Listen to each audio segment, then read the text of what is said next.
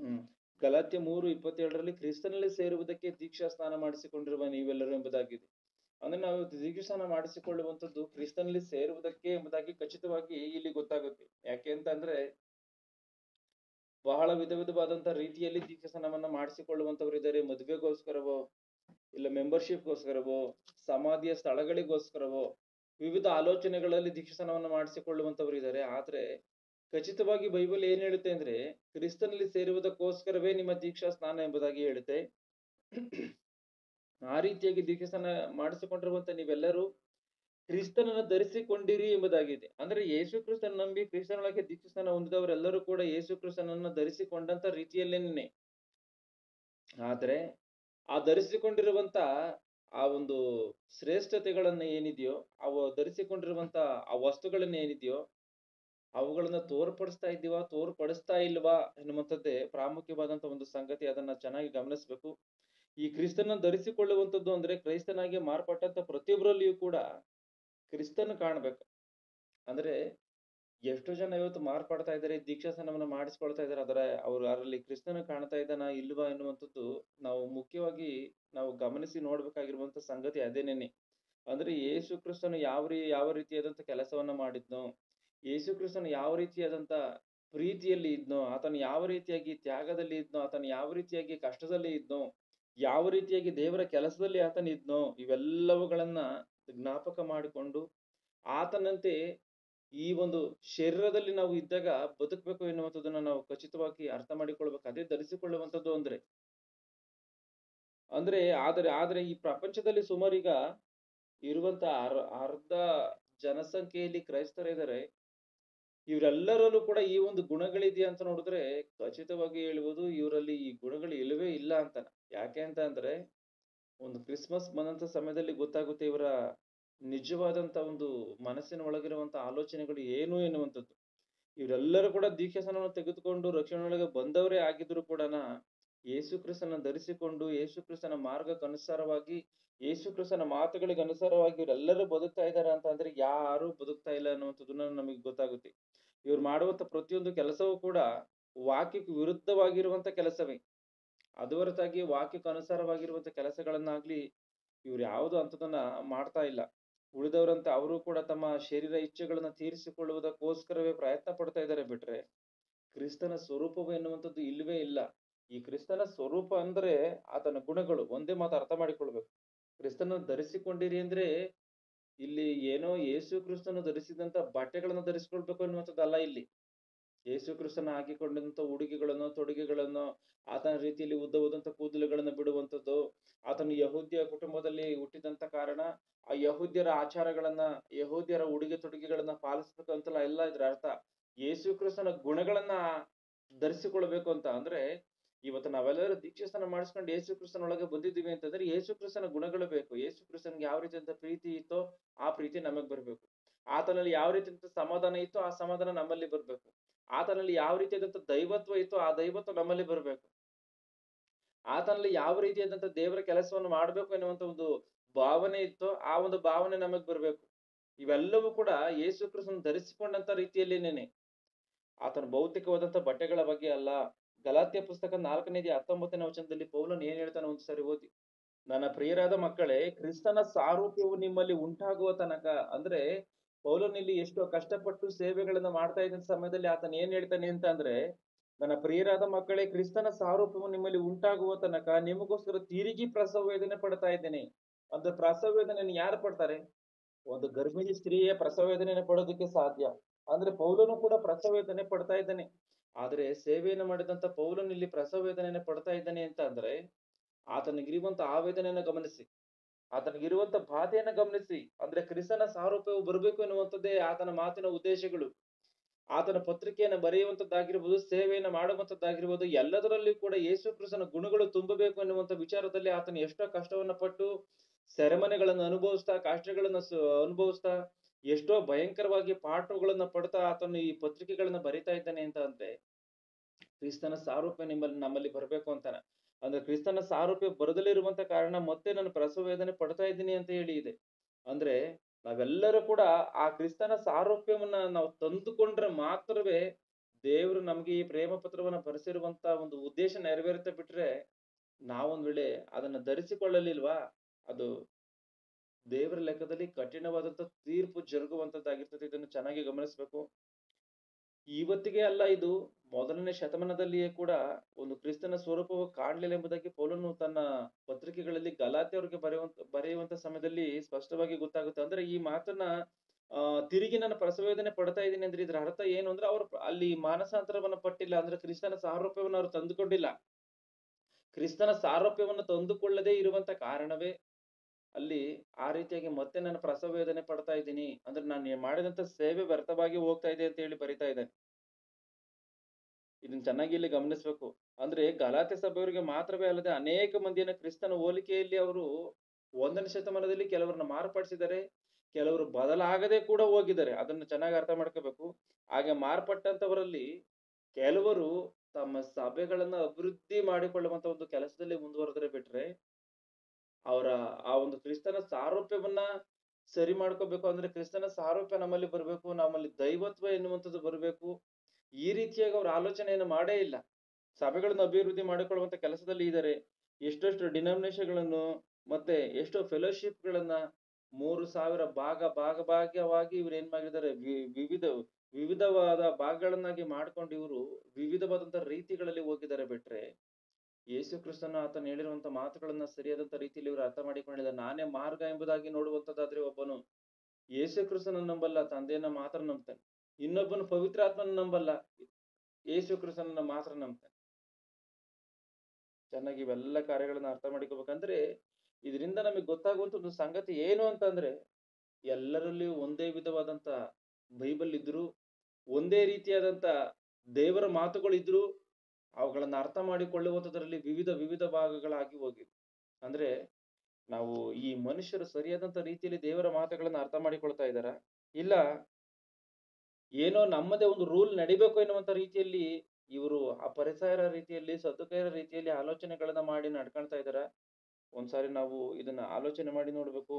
ಇಲ್ಲಿ ಯೇಸು ಕ್ರಿಸ್ತನ ಭೂಮಿಯಲ್ಲಿ ಬರೋದಕ್ಕೆ ಕಾರಣ ಏನು, ಆತನ ಮನುಷ್ಯರಿಗೆ ಏನ್ ಹೇಳಿದ್ದಾನೆ, ಇವೆಲ್ಲವನ್ನ ಅರ್ಥ ಮಾಡಿ ಈ ಒಂದು ಕ್ರೈಸ್ತವ್ಯವನ್ನ ಅರ್ಥ ಮಾಡಿಕೊಂಡು ಅವರು ದೇವರನ್ನ ಅರ್ಥ ಮಾಡಿಕೊಂಡು ದೇವರಿಗೆ ಕಳಂಕ ಬರದಂತ ರೀತಿಯಲ್ಲಿ ನಡ್ಕೊಳ್ಳೋದಕ್ಕೆ ಅವರು ಮನಸ್ಸು ಮಾಡ್ತಾ ಇಲ್ಲ ಬಿಟ್ರೆ ಯಾವತ್ತಿಗೂ ಇವರು ದೇವರಿಗೆ ಕಳಂಕ ತರುವಂತವ್ರು ಎನ್ನುವಂಥದ್ದನ್ನ ಖಚಿತವಾಗಿ ಅರ್ಥ ಮಾಡಿಕೊಳ್ಬೇಕು. ಯಾಕೆ ಅಂತಂದ್ರೆ ಇವರೆಲ್ಲರೂ ಕೂಡ ಯೇಸು ಕ್ರಿಸ್ತನ ಸ್ವರೂಪವನ್ನ ಕಳೆದುಕೊಂಡಂತವ್ರು, ಯೇಸು ಕ್ರಿಸ್ತನ ಸಾರೂಪ್ಯ ಇಲ್ಲದೆ ಇರುವಂತವ್ರು.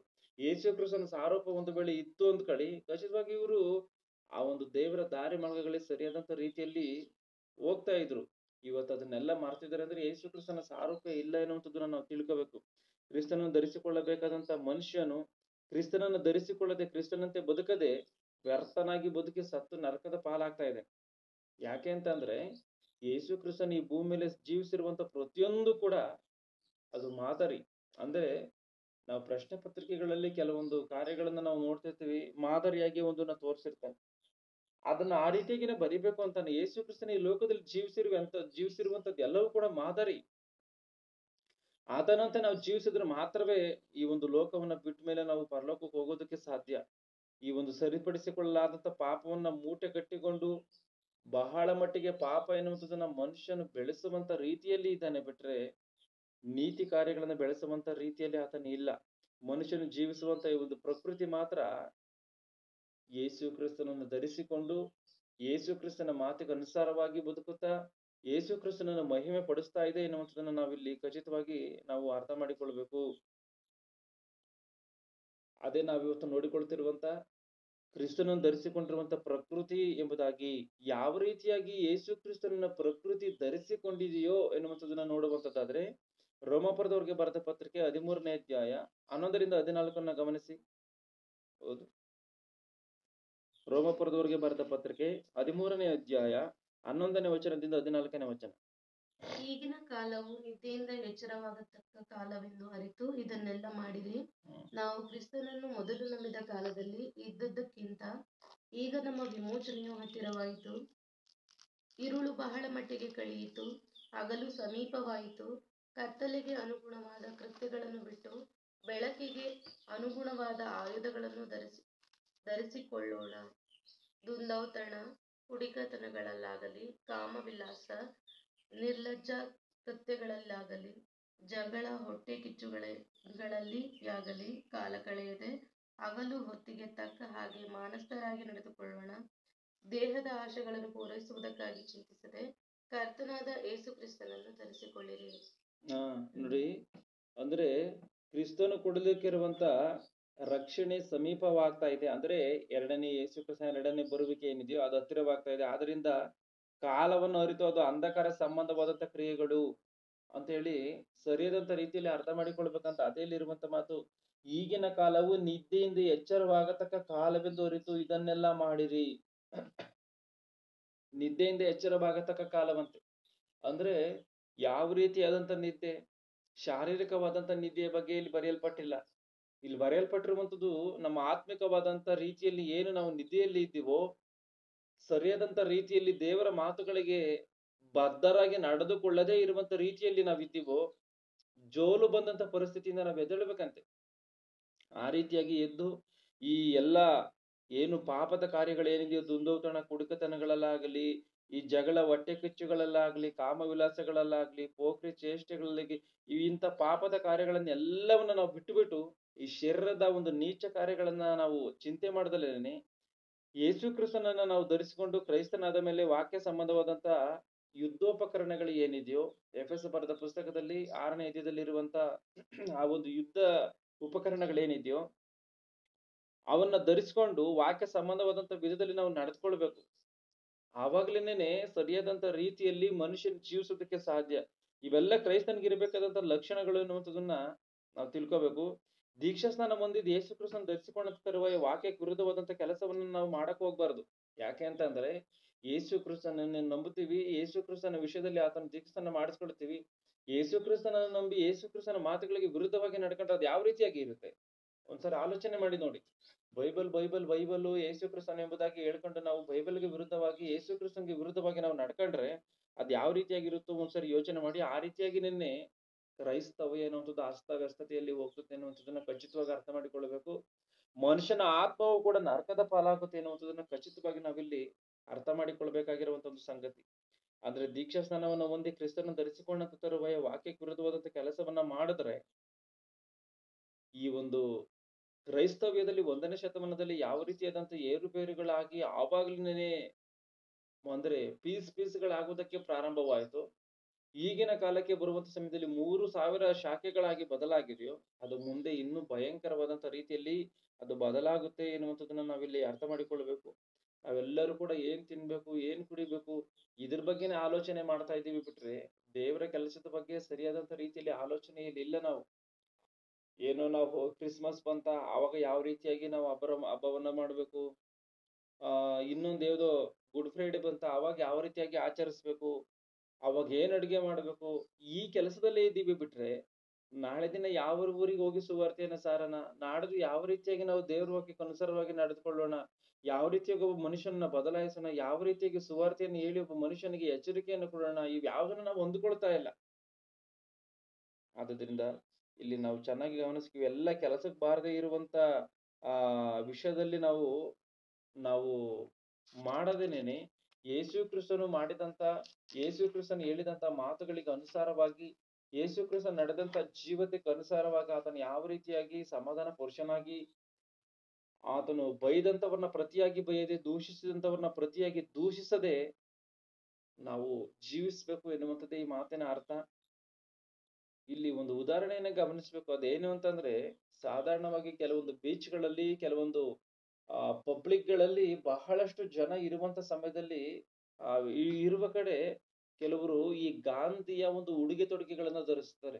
ಅಂದ್ರೆ ಆ ಒಂದು ಕಚ್ಚೆ ಪಂಚೆಯನ್ನ ಹಾಕಿಕೊಂಡು, ಮೈಗೆಲ್ಲ ಸಿಲ್ವರ್ ಕಲರ್ ಪೇಂಟ್ ಅನ್ನು ಹೊಡೆದುಕೊಂಡು, ಕೋಲನ್ನು ಹಿಡಿದುಕೊಂಡು, ಕನ್ನಡಕವನ್ನ ಧರಿಸಿಕೊಂಡು, ತಲೆಯನ್ನ ಬೋಡಿಸಿಕೊಂಡು ಗಾಂಧಿಯ ವೇಷವನ್ನ ಹಾಕಿ ಕೊಡ್ತಾರೆ. ಏನಕ್ಕೆ ಅಂತಂದ್ರೆ ಇಲ್ಲಿ ಆ ಒಂದು ಗಾಂಧೀಜಿಯನ್ನ ಏನೋ ಧರಿಸ್ಕೋಬೇಕು ಎನ್ನುವಂತ ಉದ್ದೇಶದಿಂದನ. ಆದ್ರೆ ಚೆನ್ನಾಗಿ ಗಮನಿಸ್ಬೇಕು, ಧರಿಸಿಕೊಳ್ಳಬೇಕಾಗಿರುವಂತದ್ದು ಗಾಂಧೀಜಿಯ ಉಡುಗೆ ತೊಡುಗೆಗಳನ್ನಲ್ಲ, ಗಾಂಧೀಜಿ ಹೇಳಿದಂತ ಮಾತುಗಳನ್ನ. ಯಾಕೆ ಅಂತಂದ್ರೆ ಗಾಂಧೀಜಿ ಏನಾದ್ರು ಶ್ರೇಷ್ಠವಾದಂತ ಮಾತುಗಳನ್ನ ಹೇಳಿದಾರೆ ಅಂತ ಅಂದ್ರೆ ಶ್ರೇಷ್ಠವಾದಂತ ಮಾತುಗಳನ್ನ ಹೇಳಿದಾರೆ. ಆ ಶ್ರೇಷ್ಠವಾದಂತ ಮಾತುಗಳು ಏನು ಅಂತ ಹೇಳಿ ನೋಡುವಾಗ, ಆತನು ಬೈಬಲ್ ತಿಳಿದುಕೊಂಡಿರುವಂತ ಸಂಗತಿಗಳನ್ನ ಆತನು ಹೇಳಿದಾನೆ. ಆತನ ಏನಂದ್ರೆ ಶಾಂತರು ಧನ್ಯರು ಅವರು ಭೂಮಿಗೆ ಬಾಧ್ಯರಾಗುವರು ಎಂಬುದಾಗಿ ಬೈಬಲ್ ಇರುವಂತ ಮಾತನ್ನು ಆತನು ಗಮನಿಸಿ ಆತನು ಅಹಿಂಸೆ ಎನ್ನುವಂತ ರೀತಿಯಲ್ಲಿ ಶಾಂತಿ ಶಾಂತಿ ಎಂಬುದಾಗಿ ಆತನು ಹೇಳಿದ್ದಕ್ಕೆ ಕಾರಣ ಬೈಬಲ್. ಒಂದು ಕೆನ್ನೆಗೂಡದು ಇನ್ನೊಂದು ಕೆನ್ನೆಗೆಯನ್ನು ತೋರಿಸೆಂಬುದಾಗಿ ಹೇಳಿದಂಥದ್ದು ಬೈಬಲ್. ಚೆನ್ನಾಗಿ ಗಮನಿಸಬೇಕು. ಇವೆಲ್ಲ ಮಾತುಗಳನ್ನು ಆತನು ಹೇಳಿದಾರೆ. ಅಂತ ಮಹಾನ್ ಪುರುಷನ ಆತನು ಗಾಂಧಿಯವರು. ಕೊನೆಯದಾಗಿ ಆತನನ್ನ ಕೊಂದಂತ ಗೂಡ್ಸೆಯನ್ನು ಕೂಡ ಬಿಟ್ಬಿಡ್ರಿ ಎಂಬುದಾಗಿ ಆತನ ಹೇಳಿದ್ದಾನೆ. ಅಂದ್ರೆ ಇಂಥ ಗುಣಗಳು ಯೇಸು ಕ್ರಿಸ್ತನಲ್ಲಿ ಇತ್ತು. ಆ ಯೇಸು ಕ್ರಿಸ್ತನ ಗುಣಗಳನ್ನೇ ಆ ಮಹಾತ್ಮ ಗಾಂಧಿಯವರು ಹೇಳಿದ್ದಾರೆ. ಆ ಮಹಾತ್ಮ ಗಾಂಧಿ ಹೇಳಿದಂತ ಈ ಮಾತುಗಳನ್ನ ಗೌರವಿಸದೆ, ಆ ಮಹಾತ್ಮ ಗಾಂಧಿ ಹೇಳಿದಂತ ಮಾತುಗಳ ರೀತಿಯಲ್ಲಿ ನಡೆದುಕೊಳ್ಳದೆ ಆತನ ಉಡುಗೆ ತೊಡುಗೆಗಳನ್ನ ಧರಿಸಿದ್ರೆ ಏನು ಪ್ರಯೋಜನ? ಚೆನ್ನಾಗಿ ಇದನ್ನ ಇಲ್ಲಿ ಅರ್ಥ ಮಾಡಿಕೊಳ್ಬೇಕು. ಯೋಹಾನ ಬರೆದ ಸುವಾರ್ತೆ 14ನೇ ಅಧ್ಯಾಯ 9ನೇ ವಚನ. ಫಿಲಿಪ್ಪನೇ, ನಾನು ಇಷ್ಟು ದಿವಸ ನಿಮ್ಮ ಸಂಗಡ ಇದ್ದರೂ ನೀನು ಇನ್ನೂ ನನ್ನನ್ನು ಅರಿತುಕೊಳ್ಳಲಿಲ್ಲವೇ? ನನ್ನನ್ನು ನೋಡಿದವನು ತಂದೆಯನ್ನು ನೋಡಿದ್ದಾನೆ. ನಮಗೆ ತಂದೆಯನ್ನು ತೋರಿಸೆಂದು ನೀನು ಹೇಳುವುದು ಹೇಗೆ? ನಾನು ತಂದೆಯಲ್ಲಿದ್ದೇನೆ, ತಂದೆಯು ನನ್ನಲ್ಲಿ ಇದ್ದಾನೆ ಎಂದು ನೀನು ನಂಬುವುದಿಲ್ಲವೋ? ನಾನು ನಿಮಗೆ ಹೇಳುವ ಮಾತುಗಳನ್ನು ನನ್ನಷ್ಟಕ್ಕೆ ನಾನೇ ಆಡುವುದಿಲ್ಲ, ತಂದೆಯು. ಸಾಕು. ಇಲ್ಲಿ ನೋಡಿ ಏನಿದೆ, ನನ್ನನ್ನು ನೋಡಿದವನು ತಂದೆಯನ್ನು ನೋಡಿದ್ದಾನೆ, ನಮಗೆ ತಂದೆಯನ್ನು ತೋರಿಸೆಂದು ನೀನು ಹೇಳುವುದು ಹೇಗೆ ಎಂಬುದಾಗಿ ಹೇಳ್ತಾ ಇದೆ. ಇಲ್ಲಿ ಚೆನ್ನಾಗಿ ಒಂದು ವಿಚಾರವನ್ನ ಗಮನಿಸಬೇಕು. ಯೇಸು ಕ್ರಿಸ್ತನು ಆತನು ಈ ತೋಮ ಎನ್ನುವಂತ ವ್ಯಕ್ತಿ ಯಾವಾಗಲೂ ತಂದೆ ತಂದೆ ತಂದೆ ಎಂಬುದಾಗಿ ಹೇಳ್ತಾ ಇದೆಯಲ್ಲ ಸ್ವಾಮಿ, ತಂದೆ ಬಗ್ಗೆ ಪರಿಚಯ ಮಾಡ್ತಿದ್ಯಲ್ಲ ಸ್ವಾಮಿ, ಆ ತಂದೆಯನ್ನ ಪರಮ ತಂದೆಯನ್ನು ತೋರಿಸ್ಬಿಟ್ಟು ನಮ್ಗೆ ಅಷ್ಟೇ ಸಾಕು, ಇನ್ನೇನು ಬೇಡ ಎಂಬುದಾಗಿ ಆತನ ಹೇಳ್ತಾ ಇದ್ದಾನೆ. ಅದಕ್ಕೆ ಯೇಸು ಕ್ರಿಸ್ತನ್ ಏನ್ ಹೇಳ್ತಾ ಇದ್ದಾನೆ? ನನ್ನನ್ನು ನೋಡಿದವನು ತಂದೆಯನ್ನು ನೋಡಿದವನಾಗಿದ್ದಾನೆ ಎಂಬುದಾಗಿ ಆತನ ಹೇಳ್ತಾ ಇದ್ದಾನೆ. ಈ ಮಾತುಗಳನ್ನ ಎಷ್ಟೋ ಜನ ನೋಡಿ ತಂದೆನೂ ಒಬ್ಬನೇ, ಯೇಸು ಕ್ರಿಸ್ತನು ಒಬ್ಬನೇ, ಅದಕ್ಕೋಸ್ಕರ ಇದನ್ನ ಹೇಳ್ತಾ ಇದ್ದಾನೆ ಎಂಬುದಾಗಿ ಇವ್ರು ತೀರ್ಮಾನ ಮಾಡ್ತಾ ಇದ್ದಾರೆ. ಅರ್ಥ ಮಾಡಿಕೊಳ್ಳಕ್ಕಾಗದೇ ಇರುವಂತ ಶಕ್ತಿ ಇಲ್ಲದಂತವ್ರು, ಜ್ಞಾನ ಇಲ್ಲದಂತವ್ರು. ಚೆನ್ನಾಗಿ ನಾವಿಲ್ಲಿ ಗಮನಿಸ್ಬೇಕು. ಯೇಸು ಕ್ರಿಸ್ತನು ಆ ಒಂದು ಮಾತುಗಳನ್ನು ಹೇಳುವಂತ ಸಮಯದಲ್ಲಿ ಭೂಲೋಕದಲ್ಲಿ ಶರೀರದೊಂದಿಗೆ ಇದ್ದಾನೆ. ಯೋಹಾನ ಸುವಾರ್ತೆ 4ನೇ 24ನೇ ವಚನದಲ್ಲಿ ಖಚಿತವಾಗಿ ದೇವರ ಆತ್ಮಸ್ವರೂಪನು ಎಂಬುದಾಗಿ ಇದೆ. ಆದ್ರಿಂದ ಆತನನ್ನು ಒಂದು ಸಾರಿ ಆದರೂ ನೋಡ್ಬೇಕು ಅಂದುಕೊಂಡಂತವ್ರಿಗೆ ಯೇಸು ಹೇಳಿದಂತ ಮಾತು ಏನು ಅಂತ ಅಂದ್ರೆ, ನನ್ನನ್ನು ನೋಡಿದಿರಲ್ಲ, ನಾನು ನೋಡಿದ್ರೆ ನೀವು ತಂದೆಯನ್ನು ನೋಡಿದಂತ ಹಾಗೆ ಎಂಬುದಾಗಿ ಆತನು ಹೇಳ್ತಾ ಇದ್ದಾನೆ. ಈತನು ಶರೀರಧಾರಿಯಾಗಿದ್ದಾಗ, ಆತನ ಆತ್ಮವಾಗಿದ್ದಂತ ಸಮಯದಲ್ಲಿ ಯಾವ ರೀತಿಯಾಗಿ ಈತನು ನನ್ನನ್ನು ನೋಡಿದ್ರೆ ತಂದೆಯನ್ನು ನೋಡ್ದಂಗೆ ಅಂತ ಹೇಳಿ ಹೇಳ್ತಾ ಇದ್ದಾನೆ? ಒಂದ್ಸರಿ ಆಲೋಚನೆ ಮಾಡಿ. ಯೋಹಾನ ಸುವಾರ್ತೆ 4:24ನೇ ವಚನದ ಪ್ರಕಾರವಾಗಿ ತಂದೆ ಆತ್ಮನು, ದೇವರು ಆತ್ಮ ಸ್ವರೂಪನು ಎಂಬುದಾಗಿ ಇದೆ. ಇಲ್ಲಿ ಯೇಸು ಕ್ರಿಸ್ತನ ಈ ಮಾತನ್ನು ಹೇಳುವಂತ ಸಮಯದಲ್ಲಿ ಶರೀರದೊಂದಿಗೆ ಇದ್ದಾನೆ, ಆತನ ಶರೀರದಲ್ಲಿ ಇದ್ದಾನೆ. ನನ್ನನ್ನು ನೋಡಿದವನು ತಂದೆಯನ್ನು ನೋಡಿದವನಾಗಿದ್ದಾನೆ ಅಂತಂದ್ರೆ ದೇವರು ಕೂಡ ಶರೀರದಲ್ಲಿ ಇದ್ದಾರ? ದೇವರು ಕೂಡ ಶರೀರದಲ್ಲಿ ಇದ್ದಾರ? ದೇವ್ರ ಶರೀರದಲ್ಲಿ ಇಲ್ಲ ಖಚಿತವಾಗಿ. ಮತ್ತೆ ದೇವ್ರ ಶರೀರದಲ್ಲಿ ಇಲ್ದಲೇ ಇದ್ದಾಗ ಯೇಸು ಕ್ರಿಸ್ತನ್ ಈ ರೀತಿ ಅಂತ ಅಜ್ಞಾನದ ಮಾತುಗಳನ್ನು ಮಾತಾಡ್ತಾ ಇದ್ದಲ್ಲಿ ಯೇಸು ಕ್ರಿಸ್ತನಿಗೆ ಬುದ್ಧಿ ಇಲ್ವಾ ಅನ್ಕಂತೀರಾ? ಹಂಗಂದ್ಕೊಂಡ್ರೆ ನಮಗೆ ಬುದ್ಧಿ ಇಲ್ಲ. ಯಾಕೆ ಅಂತಂದ್ರೆ ಯೇಸು ಕ್ರಿಸ್ತನು ಅಲ್ಲಿ ಮಾತನಾಡ್ತಿರುವಂತ ಮಾತಿನ ಭಾವವನ್ನು ನಾವು ಅರ್ಥ ಮಾಡಿಕೊಳ್ಳುವಂತದ್ದಾದ್ರೆ, ಆತನ ಹೇಳ್ತಿರುವಂತದ್ದು ಯೇಸು ಕ್ರಿಸ್ತನ್ ಹೇಳ್ತಿರುವಂತದ್ದು ದೇವರ ಒಂದು ಗುಣಲಕ್ಷಣಗಳನ್ನ. ಅಂದ್ರೆ ದೇವರಿಗೆ ಯಾವ ರೀತಿಯಾದಂತ ಗುಣಲಕ್ಷಣಗಳಿದೆಯೋ, ದೇವರಿಗೆ ಯಾವ ರೀತಿಯಾದಂತ ಸ್ವಭಾವಗಳಿದೆಯೋ, ದೇವರಲ್ಲಿ ಯಾವ ರೀತಿಯಾದಂತ ಎಲ್ಲ ಒಂದು ಗುಣಲಕ್ಷಣಗಳಿದೆಯೋ, ಅವೆಲ್ಲ ಗುಣಲಕ್ಷಣಗಳು ದೈವತ್ವವು ಅದು ಯೇಸು ಕ್ರಿಸ್ತನಲ್ಲಿ ಇದೆ ಎನ್ನುವಂಥದ್ದು ಖಚಿತವಾಗಿ ಇಬ್ರಿಯರಿಗೆ ಬರೆದ ಪುಸ್ತಕ 1ನೇ ಅಧ್ಯಾಯ 2ನೇ ವಚನದಲ್ಲಿ ಇದೆ. ಅದನ್ನು ಓದಿ. ಇಬ್ರಿಯರಿಗೆ ಬರೆದ ಪುಸ್ತಕ 1ನೇ ಅಧ್ಯಾಯ 2ನೇ ವಚನ.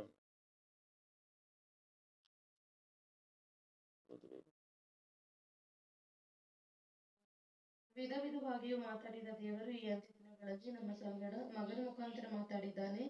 ಈತನನ್ನು ಎಲ್ಲಕ್ಕೂ ಬಾಧ್ಯನನ್ನಾಗಿ ನೇಮಿಸಿದನು. ಈತನ ಮೂಲಕವೇ ಜಗತ್ತನ್ನು ಉಂಟು ಮಾಡಿದನು.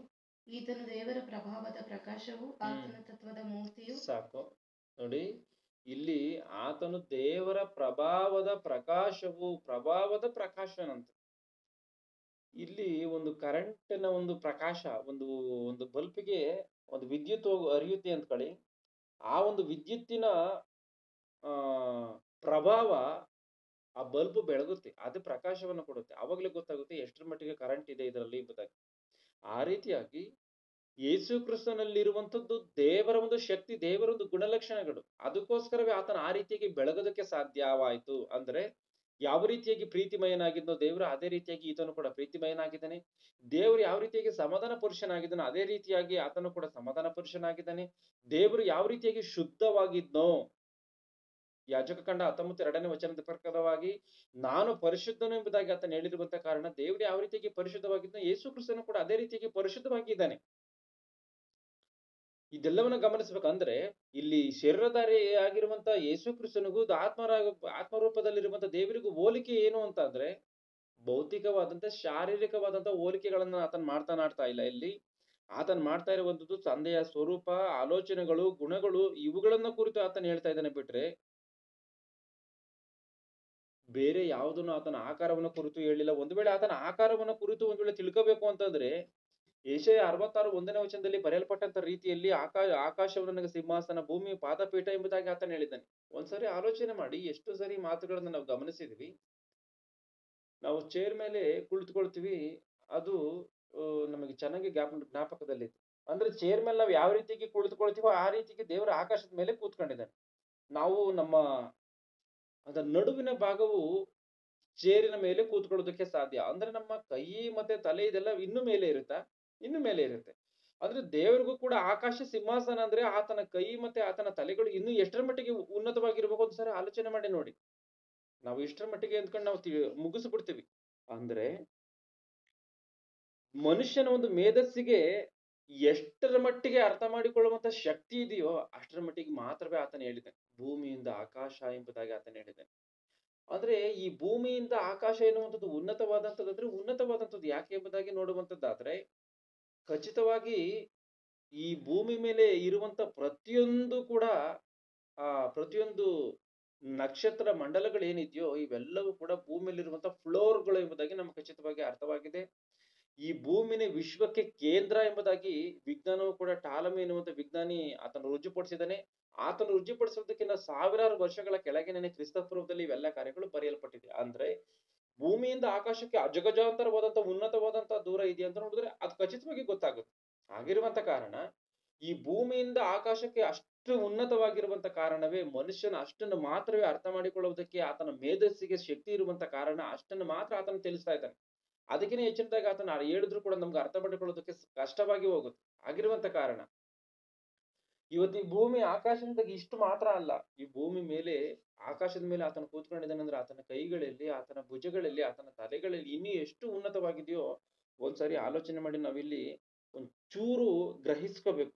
ಆದ್ರಿಂದನ ಅಂತ ಒಂದು ಮಹೋನ್ನತನಾದಂತ ಗುಣಗಳನ್ನು ಏರ್ಪಡಿಸಿಕೊಂಡಂತ ಯೇಸು ಕ್ರಿಸ್ತನು ಕೂಡ ತಂದೆಯಂತೆ ಆತನ ಆಲೋಚಿಸಿದ್ದಾನೆ ಅಂತ ನೋಡುವಾಗ ಆ ರೀತಿಯಾಗಿ ಆಲೋಚನೆ ಮಾಡಿದ್ದಾನೆ.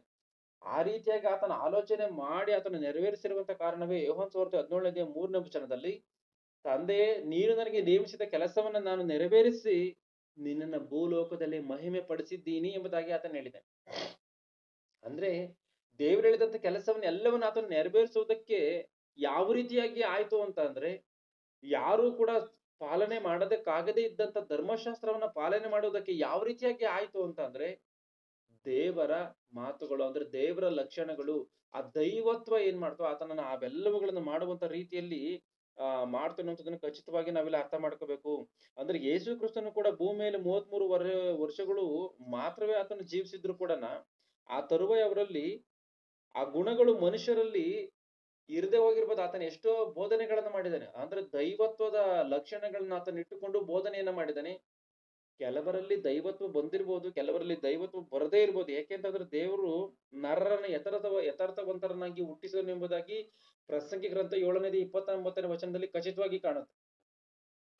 ಈ ಒಂದು ಆ ರೀತಿಯಾಗಿ ದೇವರು ಮನುಷ್ಯರನ್ನ ಸತ್ಯವಂತರಾಗಿ ಸೃಷ್ಟಿಸಿದನು, ಅವರಾದರ ಬಹು ಯುಕ್ತಿಗಳನ್ನ ಕಲ್ಪಿಸಿಕೊಂಡಿದ್ದಾರೆ ಎನ್ನುವಂತ ಮಾತಿಗೆ ಅನುಸಾರವಾಗಿ ಯೇಸು ಕ್ರಿಸ್ತನ ಮಹಾಜ್ಞಾನವನ್ನ ಬೋಧನೆ ಮಾಡಿದ್ರು ಕೂಡ ಎಷ್ಟು ಜನ ಭಯಂಕರವಾದಂತ ರೀತಿಯಲ್ಲಿ ನಡೆದುಕೊಂಡಿರುವಂತ ಕಾರ್ಯಗಳು ಖಚಿತವಾಗಿ ಗೊತ್ತಾಗುತ್ತೆ. ಕೆಲವರು ಯಾಕೆ ಅಂತಂದ್ರೆ ಎಷ್ಟೋ ಸ್ವಸ್ಥತೆಗಳನ್ನ ಹೊಂದ್ಕೊಂಡಿದ್ದಾರೆ, ಎಷ್ಟೋ ಮಹಾಜ್ಞಾನದ ಮಾತುಗಳನ್ನ ಅವರು ಯೇಸು ಕ್ರಿಸ್ತನಿಂದ ಕೇಳಿಕೊಂಡಿದ್ದಾರೆ, ರೊಟ್ಟಿ ಮೀನುಗಳನ್ನ ಊಟವನ್ನ ತಿಂದಿದ್ದಾರೆ, ಇವೆಲ್ಲವನ್ನ ಮಾಡಿದ್ದಾರೆ. ಆದ್ರೆ ಯೇಸು ಕ್ರಿಸ್ತನು ಸಾಯುವಂತ ಸಮಯದಲ್ಲಿ ಇವ್ರು ಯಾರು ಕೂಡ ಅಲ್ಲಿಗೆ ಬಂದಿಲ್ಲ ಸರಿಯಾದಂತ ರೀತಿಯಲ್ಲಿ. 12 ಜನ ಅಪೊಸ್ತಲರಲ್ಲಿ ಅವರೇ ಬಂದಿಲ್ಲ, ಅವರೇ ಓಡೋಗಿ ಬಾಗ್ಲಾಕೊಂಡ್ ಕದ್ಕೊಂಡ್ಬಿಟ್ಟಿದ್ರು. ಆಗಿರುವಂತ ಕಾರಣ ಇವರಲ್ಲಿ ಯಾವ ರೀತಿಯಾದಂತ ದೈವತ್ವ ಎನ್ನುವಂಥದ್ದು ಬಂದಿದೆ ಒಂದು ಸಾರಿ ಆಲೋಚನೆ ಮಾಡಿ. ಆ ಒಂದು ಸಮಯದಲ್ಲಿ ಅಂದ್ರೆ ಯೇಸು ಕ್ರಿಸ್ತನು ಶಿಲುಬೆ ಮೇಲೆ ಮರಣವನ್ನು ಹೊಂದುವಂತ ಸಮಯದಲ್ಲಿ, ಅನಂತರ ಕಾಲದಲ್ಲಿ ನೋಡುವಾಗ ಅಪೊಸ್ತಲರೆಲ್ಲರೂ ಕೂಡ ಶ್ರೇಷ್ಠವಾದಂತ ರೀತಿಯಲ್ಲಿ ಜೀವಿಸಿ ಭಯಂಕರವಾದಂತ ಕ್ರೂರವಾದಂತ ರೀತಿಯಲ್ಲಿ ಸಾಯುವುದಕ್ಕೆ ಸಿದ್ಧರಾಗಿದ್ದಾರೆ, ಅದು ಬೇರೆ ವಿಚಾರ. ಆದ್ರೆ ಆ ಒಂದು ಕ್ರಿಸ್ತನು ಸಾಯುವಂತ ಸಮಯದಲ್ಲಿ ನೋಡುವಾಗ ಯಾರೂ ಇಲ್ಲ. ಯಾಕೆ ಅಂತಂದ್ರೆ ಒಂದು ವೇಳೆ ನಾವು ಈ ಒಂದು ಸಮಯದಲ್ಲಿ ಸಿಕ್ಕಿದ್ರೆ ನಮ್ಮನ್ನು ಕೂಡ ಕೊಲ್ತಾರೆ. ಅಂದ್ರೆ ಇಂಥ ಮಹಾನ್ ಪುರುಷನನ್ನೇ ಕೊಲ್ತಾ ಇರುವಾಗ ನಾವು ಯಾವ ಲೆಕ್ಕ, ನಮ್ಮನ್ನು ಕೊಂದು ಬಿಡ್ತಾರೆ ಎನ್ನುವಂತ ರೀತಿಯಲ್ಲಿ ಇವ್ರು ಏನ್ ಮಾಡಿದ್ರು, ಹೋಗಿ ಎಲ್ಲ ಕದ್ದು ಕೂತ್ಕೊಂಡಿದ್ರು ಎನ್ನುವುದನ್ನು ನಾವಿಲ್ಲಿ ಖಚಿತವಾಗಿ ಅರ್ಥ ಮಾಡಿಕೊಳ್ಬೇಕು. ಅಂದ್ರೆ ಯೇಸು ಕ್ರಿಸ್ತನ ಈ ರೀತಿಯಾಗಿ ದೈವತ್ವದಲ್ಲಿ ಆತನು ಜೀವಿಸಿದನ ಅಂತ ನೋಡುವಾಗ ಜೀವಿಸಿದನೆ. ಈಗ ಪ್ರಕೃತಿ ಯಾವ ರೀತಿಯಾಗಿ ಯೇಸು ಕ್ರಿಸ್ತನ ಗುಣಗಳನ್ನು ಧರಿಸಿಕೊಂಡಿದೆ, ಯೇಸು ಕ್ರಿಸ್ತನೇನು ದೇವರ ಗುಣಗಳನ್ನು ಧರಿಸಿಕೊಂಡಿದ್ದಾನೆ, ಈ ಲೋಕದಲ್ಲಿ ಬಂದು ಆ ರೀತಿಯಾಗಿ ಸೇವೆಯನ್ನ ಮಾಡಿದ್ದಾನೆ. ಈಗ ಪ್ರಕೃತಿ ಎನ್ನುವಂಥದ್ದು ಯಾವ ರೀತಿಯಾಗಿ ಯೇಸು ಕ್ರಿಸ್ತನ ಗುಣಗಳನ್ನ ಧರಿಸಿಕೊಂಡಿದೆ. ಯಾಕಂದ್ರೆ ಯೇಸು ಕ್ರಿಸ್ತನಲ್ಲಿದ್ದಂತ ಗುಣಗಳು ದೇವರವು. ಆ ದೇವರ ಗುಣಗಳನ್ನ, ಯೇಸು ಕ್ರಿಸ್ತನ ಗುಣಗಳನ್ನ ಯಾವ ರೀತಿಯಾಗಿ ಧರಿಸಿಕೊಂಡಿದ್ದೀವಿ. ರೋಮಪುರದವರಿಗೆ ಬರೆದ ಪತ್ರಿಕೆ 1:20 ವಚನವನ್ನ ಓದಿ. ಹೇಗೆಂದರೆ ಕಣ್ಣಿಗೆ ಕಾಣದಿರುವ ಆತನ ಗುಣಲಕ್ಷಣಗಳು, ಅಂದ್ರೆ ದೇವರ ಗುಣಲಕ್ಷಣಗಳು ಕಣ್ಣಿಗೆ ಕಾಣಲ್ಲ. ದೇವರನ್ನ ಯಾರು ಕಂಡಿರುವಂತವನಿಲ್ಲ. ಈಗ ಯಾವುದೊಬ್ಬ ಮನುಷ್ಯನ ಗುಣಲಕ್ಷಣಗಳನ್ನ ಕಂಡುಕೊಂಡ್ಬಿಡ್ಬೋದು. ಇವತ್ತು ನಾನು ಒಂದ್ ವೇಳೆ ನಿಮ್ ಎದುರಿಗೆ ಬಂದ್ರೆ ನನ್ನ ಗುಣಲಕ್ಷಣಗಳನ್ನ ನೀವು ಕಂಡುಕೋಬಹುದು. ಆ ಮನುಷ್ಯನ ಈ ರೀತಿಯಾಗಿನೇ ಅಂತ ಹೇಳಿ ಕೆಲವು ಸಾರಿ ಹೇಳ್ಬಿಡ್ತಾರೆ. ಮುಖ ನೋಡ್ಬಿಟ್ರೆ ಗೊತ್ತಾಗುತ್ತೆ, ಇಲ್ಲ ಅವ್ರ ಆಡೋ ಮಾತನ್ನ ನೋಡಿದ್ರೆ ಗೊತ್ತಾಗ್ಬಿಡುತ್ತೆ, ಅವ್ರನ್ನ ನಡ್ಕೊಡುವಂತ ರೀತಿನ ನೋಡ್ಬಿಟ್ರೆ ಗೊತ್ತಾಗುತ್ತೆ ಆ ಮನುಷ್ಯನ್ ಇಷ್ಟೇ ಅಂತ ಹೇಳಿ ಎಂಬುದಾಗಿ ಹೇಳ್ಬಿಡ್ಬೋದು. ಆದ್ರೆ ದೇವ್ರನ್ನ ಆ ರೀತಿಯಾಗಿ ನೋಡೋದಕ್ಕೆ ಹೇಳೋದಕ್ಕೆ ಸಾಧ್ಯವಿಲ್ಲ. ಯಾಕೆ ಆ ರೀತಿಯಾಗಿ ಹೇಳೋದಕ್ಕೆ ಸಾಧ್ಯ ಇಲ್ಲ ಅಂತಂದ್ರೆ ದೇವ್ರನ್ನ ನಾವು ನೋಡಿಲ್ಲ, ಮನುಷ್ಯನ ನೋಡಿ ಹೇಳ್ತಾ ಇದೀವಿ. ದೇವ್ರನ್ನ ಯಾರು ನೋಡ್ದಲ್ಲಿರುವಂತ ಕಾರಣ ಆ ರೀತಿಯಾಗಿ ತೀರ್ಪನ್ನ ಮಾಡೋದಕ್ಕೆ ಆಗಲ್ಲ. ದೇವ್ರನ್ನ ನೋಡಿ ನಾನು ತೀರ್ಪನ್ನ ಮಾಡ್ಬಿಡ್ತೀನಿ ಅನ್ನುವಂತ ರೀತಿಯಲ್ಲಿ ಮಾಡೋದಕ್ಕಾಗಲ್ಲ. ಆದ್ರೆ ಯಾವುದನ್ನ ನೋಡಿ ನಾವು ತೀರ್ಪನ್ನ ಮಾಡ್ಬೋದು, ತಿಳ್ಕೋಬಹುದು ಅಂತಂದ್ರೆ ಈ ಪ್ರಕೃತಿಯನ್ನ.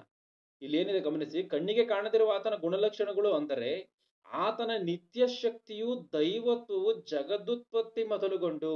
ಆತನ ನಿತ್ಯ ಶಕ್ತಿ, ಯಾಕಂದ್ರೆ ದೇವ್ರ ನಿತ್ಯ ಶಕ್ತಿ, ದೇವ್ರ ಆದಿ ಅಂತ್ಯ ಇಲ್ಲದಂತವನು, ಹುಟ್ಟು ಸಾವು ಇಲ್ಲದಂತವನು, ಪ್ರಾರಂಭ ಕೊನೆ ಅನ್ನುವಂಥದ್ದು ಇಲ್ಲದಂತವನು ದೇವರು.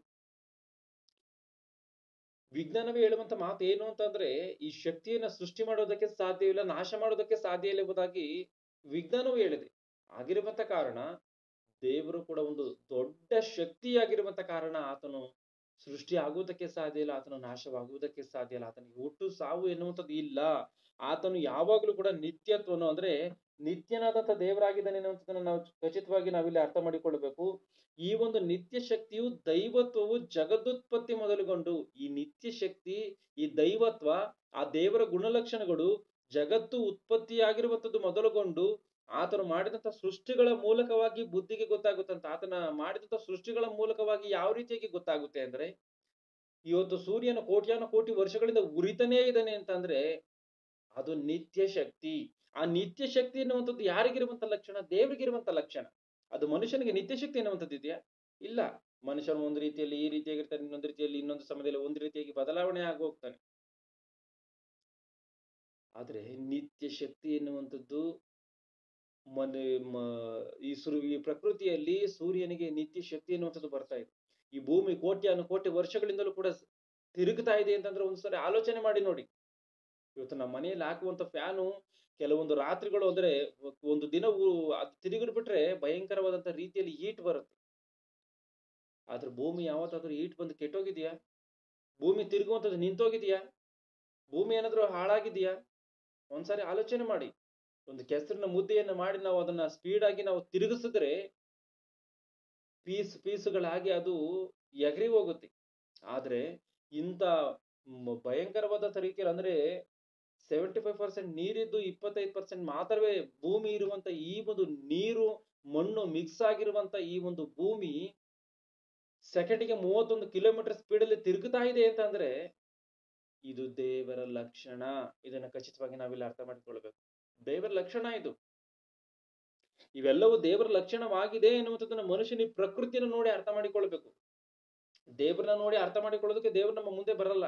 ಯಾಕಂದ್ರೆ ದೇವ್ರನ್ನ ಯಾರು ಕಂಡಿರುವಂತವನು ಇಲ್ಲ ಎಂಬುದಾಗಿ ಖಚಿತವಾಗಿ ನಾವು ಬೈಬಲಲ್ಲೇ ಹೇಳಿದೆ. ಆಗಿರುವಂತ ಕಾರಣ ದೇವರನ್ನ ನೋಡ್ಬೇಕು ಅಂತಂದ್ರೆ, ದೇವರ ಬಗ್ಗೆ ತಿಳ್ಕೋಬೇಕು ಅಂತಂದ್ರೆ, ದೇವರ ಬಗ್ಗೆ ಸರಿಯಾದಂತ ರೀತಿಯಲ್ಲಿ ಜ್ಞಾನ ಪೂರ್ಣರಾಗ್ಬೇಕು ಅಂತಂದ್ರೆ ಈ ಪ್ರಕೃತಿ ಬಳಿಗೆ ಹೋಗ್ಬೇಕು, ಈ ಪ್ರಕೃತಿಯನ್ನ ನೋಡ್ಬೇಕು. ಪ್ರತಿಯೊಬ್ಬ ಮನುಷ್ಯನು ದೇವರನ್ನ ಅರ್ಥ ಮಾಡಿಕೊಳ್ಬೇಕು. ಪ್ರಕೃತಿಯನ್ನೇ ದೇವರನ್ನಾಗಿ ಮಾಡಿಕೊಳ್ಳುವಂಥದ್ದು ತಪ್ಪು. ಅಂದ್ರೆ ದೇವರ ಗುಣಗಳನ್ನ ಲಕ್ಷಣಗಳನ್ನ ತಿಳಿದುಕೊಳ್ಳಬೇಕಂದ್ರೆ ಜಗತ್ತು ಉತ್ಪತ್ತಿ ಮೊದಲುಗೊಂಡು ಪ್ರತಿ ಒಂದು ವಸ್ತುವನ್ನ ನಾವು ಆಲೋಚನೆ ಮಾಡಬೇಕು. ಇದನ್ನು ಬೈಬಲೇ ದೇವರೇ ಹೇಳಿಸಿದ್ದಾನೆ. ನೀನು ಇರುವೆಯ ಬಳಿಗೆ ಹೋಗು ಎಂಬುದಾಗಿ ಆತನ ಹೇಳಿದ್ದಾನೆ. ಕಾಡು ಮೃಗಗಳ ಬಳಿಗೆ ಹೋಗು, ಉಪದೇಶವನ್ನ ಮಾಡ್ತವೆ ಎಂಬುದಾಗಿ ಆತನ ಹೇಳಿದ್ದಾನೆ. ಅಂದ್ರೆ ಆಲೋಚನೆ ಮಾಡಿ, ಅವೇನೋ ಬಂದು ಪಾಠ ಮಾಡ್ತವೆ ಅಂತಾನ ಇದ್ರ ಅರ್ಥ? ಇರುವೆ ಬಂದು ನಮಗೆ ಪಾಠವನ್ನು ಮಾಡುತ್ತೆ ಅಂತಲ್ಲ ಇದ್ರ ಅರ್ಥ ಅಲ್ಲ. ಅವುಗಳನ್ನು ನೋಡಿ ಮನುಷ್ಯನ ಬುದ್ಧಿಯನ್ನು ತಂದುಕೊಳ್ಬೇಕಂತೆ. ಯಾಕೆ ಮನುಷ್ಯನ ಬುದ್ಧಿ ತಂದುಕೊಳ್ಬೇಕು? ಈ ಸೃಷ್ಟಿಯಲ್ಲಿ ಮನುಷ್ಯನಿಗೆ ಇರುವಂತ ಬುದ್ಧಿ ಬೇರೆ ಯಾವ ಜೀವಿಗಳಿಗೂ ಇಲ್ಲ. 84 ಲಕ್ಷ ಜೀವ ರಾಶಿಗಳಲ್ಲೂ ಇರದೇ ಇರುವಂತ ಜ್ಞಾನ ಮನುಷ್ಯನಲ್ಲಿ ಇದೆ. ಅದಕ್ಕೋಸ್ಕರ ಮನುಷ್ಯನು ಏನ್ ಮಾಡ್ತಾ ಇದ್ದಾನೆ? ಅಭಿವೃದ್ಧಿಯನ್ನು ಹೊಂದುತ್ತಾ ಇದ್ದಾನೆ. ಒಂದು ಸಮಯದಲ್ಲಿ ಒಂದು ನಾಯಿ ಯಾವ ರೀತಿಯಾಗಿ ಕಾಲಲ್ಲೇ ಹೋಗ್ತಾ ಇತ್ತು, ಆ ರೀತಿಯಾಗಿ ಮನುಷ್ಯನ ಕಾಲಲ್ಲೇ ಹೋಗ್ತಾ ಇದ್ದ. ಆದ್ರೆ ಒಂದು ಸಮಯಕ್ಕೆ ಬಂದಂತ ಸಮಯದಲ್ಲಿ ನಾಯಿ ಕಾಲಲ್ಲೇ ಹೋಗ್ತಾ ಇದೆ, ಅದು ಮನುಷ್ಯನ ಸೈಕಲನ್ನೇ ಏರಿದ್ದಾನೆ. ಇನ್ನೊಂದು ಹಂತದಲ್ಲಿ ಬೈಕ್ನ ಏರಿದ್ದಾನೆ, ಕಾರನ್ನ ಏರಿದ್ದಾನೆ, ಬಸ್ಗಳನ್ನ ಏರಿದ್ದಾನೆ. ಕೊನೆದಾಗ ಆತನ ಆಕಾಶದಲ್ಲಿ ಹಾರಾಡುವಂತ ಲೆವೆಲ್ಗೆ ಹೋಗಿದ್ದಾನೆ. ಆದ್ರೆ ನಾಯಿನ ಪರಿಸ್ಥಿತಿ ಅದೇ ಕಾಲು ಅದೇ ನೆಲದಲ್ಲಿ ಹೋಗ್ತಾ ಇದೆ. ಅಂದ್ರೆ ಈ ಜ್ಞಾನ ಯಾಕೆ ನಾಯಿಗೆ ಬಂದಿಲ್ಲ, ಮನುಷ್ಯನಿಗೆ ಯಾಕೆ ಬಂದಿದೆ ಅಂತಂದ್ರೆ, ಈ ಸೃಷ್ಟಿಯಲ್ಲಿ ಮನುಷ್ಯನು ಕಿರೀಟ ಅಂದ್ರೆ ಶ್ರೇಷ್ಠನು. ದೇವರ ಲೆಕ್ಕದಲ್ಲಿ ಆತನು ಶ್ರೇಷ್ಠನಾಗಿದ್ದಾನೆ.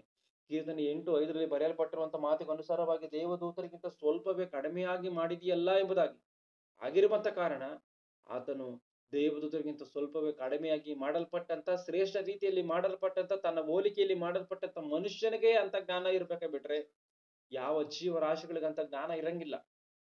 ಅಂತ ಜೀವರಾಶಿಗಳು ಮನುಷ್ಯನಿಗೆ ಮಾತ್ರವೇ ಇದ್ದು ಪ್ರಾಣಿಗಳಿಗೆ ಇಲ್ಲದೇ ಇರುವಂತ ಕಾರಣ ಜ್ಞಾನಹೀನವಾಗಿರುವಂತ ಪ್ರಾಣಿಗಳು ನಡೆದುಕೊಳ್ಳುವಂತ ರೀತಿ ಏನು, ಜ್ಞಾನವಂತನಾಗಿರುವಂತ ಮನುಷ್ಯನು ನಡೆದುಕೊಳ್ಳುವಂತ ರೀತಿ ಏನು ಒಂದು ಸಾರಿ ಆಲೋಚನೆ ಮಾಡಿ ತಿಳಿದುಕೊಳ್ಳಿ ಎನ್ನುವಂತ ವಿಷಯದಲ್ಲಿ ದೇವರು ಏನ್ ಮಾಡ್ತಿದ್ದಾನೆ? ಕಾಡು ಮೃಗಗಳ ಬಳಿಗೆ ಕಳಿಸ್ತಾ ಇದ್ದಾನೆ. ಆಲೋಚನೆ ಮಾಡಿ. ಇವಾಗ ಹೇಳಿ, ಪ್ರಕೃತಿಯಲ್ಲಿ ಕ್ರಿಸ್ತನ ಗುಣಗಳಿದೆಯಾ? ಮನುಷ್ಯನಲ್ಲಿ ಕ್ರಿಸ್ತನ ಗುಣಗಳಿದೆಯಾ? ಪ್ರಕೃತಿಯಲ್ಲಿ ಶ್ರೇಷ್ಠವಾದಂತ ಕ್ರಿಸ್ತನ ಗುಣಗಳಿದೆ ಎನ್ನುವಂಥದ್ದು ಅರ್ಥವಾಗುತ್ತೆ. ಮನುಷ್ಯನಲ್ಲಿ ಭಯಂಕರವಾದಂತ ಕ್ರೂರವಾದಂತ ಸೈತಾನನ ಗುಣಗಳಿದೆ ಎನ್ನುವಂಥದ್ದು ಖಚಿತವಾಗಿ ಇಲ್ಲಿ ಅರ್ಥವಾಗುತ್ತೆ. ಅಂದ್ರೆ ಮನುಷ್ಯನು ಒಂದು ವೇಳೆ ನಿಜವಾಗ್ಲೂ ಹೋಗಿ ಪರಿಶೋಧನಾತ್ಮಕವಾಗಿ ಪರಿಶೀಲಿಸಿದ್ದಾದ್ರೆ ದೇವರಲ್ಲಿ ಅಂದ್ರೆ ಪ್ರಕೃತಿಯಲ್ಲಿ ದೇವರ ಗುಣಲಕ್ಷಣಗಳು ದೊರೆಯುತ್ತಾ ಅಂತ ನೋಡಿದ್ರೆ ದೊರೆಯುತ್ತೆ. ಆತನ ಮಗನಾದಂತವನೇ ದೇವರ ಮಗನಾದಂತವನೇ ಯೇಸು ಕ್ರಿಸ್ತನು. ಆತನಲ್ಲಿದ್ದಂತ ಜ್ಞಾನ, ಶಕ್ತಿ, ಜೀವ ಇವೆಲ್ಲವೂ ಕೂಡ ದೇವರ ಗುಣಲಕ್ಷಣಗಳು. ಈ ಒಂದು ದೇವರ ಗುಣಲಕ್ಷಣಗಳನ್ನು ಹೊಂದಿಕೊಂಡಂತವನೇ ಯೇಸು ಕ್ರಿಸ್ತನು. ಈ ಒಂದು ಯೇಸು ಕ್ರಿಸ್ತನೇ ಜ್ಞಾನವು, ಶಕ್ತಿಯು, ಜೀವವು, ಸತ್ಯವು, ವಾಕ್ಯವು, ಮಾರ್ಗವು ಆತನಾಗಿ ಈ ಲೋಕದಲ್ಲಿ ಆತನ ಬೆಳಗಿದ್ದಾನೆ. ಅಂದ್ರೆ ಜಗದುತ್ಪತ್ತಿ ಮೊದಲೇ ಆತನು ದೇವರ ಒಂದು ಬಳಿಯಲ್ಲಿ ಇದ್ದುಕೊಂಡು ಈ ಸೃಷ್ಟಿ ಕಾರ್ಯಕ್ರಮದಲ್ಲಿ ಆತನು ಶಿಲ್ಪಿಯಾಗಿ ಇದ್ದುಕೊಂಡು ಆತನು ಈ 2000 ವರ್ಷಗಳ ಹಿಂದೆ ಆತನು ಈ ಲೋಕಕ್ಕೆ ಬಂದು ಮನುಷ್ಯ ಕುಮಾರನಾಗಿ ಆತನೇನ್ ಮಾಡಿದಾನೆ? ಎಷ್ಟು ಶ್ರೇಷ್ಠವಾದಂತ ಕಾರ್ಯಗಳನ್ನ ಆತನು ಮಾಡಿದ್ದಾನೆ. ಇವತ್ತೇನೋ ಮನುಷ್ಯನ ಯೇಸು ಕ್ರಿಸ್ತನನ್ನ ಮನುಷ್ಯನು ಡಿಸೆಂಬರ್ 25ನೇ ತಾರೀಕು ಹುಟ್ಟಿದಾನೆ ಎನ್ನುವಂತ ರೀತಿಯಲ್ಲಿ ಆ ತಿಂಗಳೆಲ್ಲ ಸಂಭ್ರಮದಿಂದ ಆಚರಣೆ ಮಾಡಿ 66 ಪುಸ್ತಕಗಳಲ್ಲಿ ಯೇಸು ಕ್ರಿಸ್ತನ ವಿಷಯದಲ್ಲಿ ಆಗಿರ್ಬೋದು, ತಂದೆಯ ವಿಷಯದಲ್ಲಿ ಆಗಿರ್ಬೋದು ಏನ್ ಬರೆಯಲ್ಪಟ್ಟಿದೋ ಎನ್ನುವಂಥದ್ದನ್ನ ಅವ್ರು ಸರಿಯಾದಂತ ರೀತಿಯಲ್ಲಿ ಅರ್ಥ ಮಾಡಿಕೊಳ್ಳದೆ, ದೇವರು ಬರೆಸಿಕೊಟ್ಟಿರುವಂತ ಈ ಒಂದು ಪ್ರೇಮ ಗ್ರಂಥವನ್ನ ಸರಿಯಾದಂತ ರೀತಿಯಲ್ಲಿ ಅರ್ಥ ಮಾಡಿಕೊಳ್ಳದೆ ಮನುಷ್ಯನ್ ಏನ್ ಮಾಡ್ತಾ ಇದ್ದಾನೆ? ಪಾಪಗಳನ್ನ, ತಪ್ಪುಗಳನ್ನ ಮಾಡ್ತಾ ಇದ್ದಾನೆ. ಅಂದ್ರೆ ಇದಕ್ಕೆ ಕಾರಣ ಏನು ಅಂತೇಳಿ ನೋಡ್ಬೇಕಾ? ಮನುಷ್ಯನಲ್ಲಿ ಯೇಸು ಕ್ರಿಸ್ತನನ್ನ ಧರಿಸಿಕೊಳ್ಳುವಂತ ಗುಣಗಳಿಲ್ಲ.